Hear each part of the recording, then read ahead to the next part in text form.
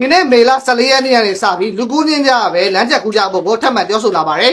မကူးဆိုလို့ရှိရင်တော့ဒဏ်ငွေ3000ဆောင်မှာဖြစ်ပါတယ်ငကိုတွေကဒီဥပဒေတွေကရှိပြီးသားပါလူတွေကလိုက်နိုင်မှုမရှိကြဘူးပေါ့နော်ဂုံးတော်တရားတွေစောက်ပေးထားတယ်လူကူးချင်းကြတွေလုပ်ပေးထားပေမဲ့လည်းကြုံရနေရနေကူးနေကြပဲကားတွေကလည်းလူကူးချင်းကြရောက်လို့အချိန်လျှော့အောင်မှလည်းမသိကြဘူးမောင်းနေကြပါပဲပေါ့နော်ဒါပေမဲ့အခုမှတော့မော်တော်ဘီကယ်တွေကစီကတင်းကျပ်မယ်လို့ထင်ပါတယ်မတင်းကျပ်ဘူးဆိုလို့ရှိရင်တော့လည်းလွတ်လပ်လို့ပေါ့တင်းကျပ်ခဲ့မယ်ဆိုလို့ရှိရင်တော့မိခဲ့မယ်ဆို3000ပေးရမှာပေါ့နော်အဲ့ဒီအတွက်ကိုယ့်ရဲ့အနေနဲ့လည်းကြိုတင်ကာကွယ်ပေးသားဖြစ်အောင်တတ်မှတ်ထားတဲ့ဥပဒေတွေလိုက်နာပေးသားဖြစ်အောင်လူကူးချင်းကြနဲ့ကူးကြပါလူကူးချင်းကြမရှိလို့ရှိရင်လည်းဂုံးကျော်တရားရှိရင်ဂုံးကျော်တရားနဲ့ကူးကြပါယထာလန်းနေဆိုလည်းအဲ့လိုပဲပေါ့နော်ယထာလန်းနေအခုအနေနဲ့လုပ်ပေးထားတယ်နော်အဲ့ဒါကို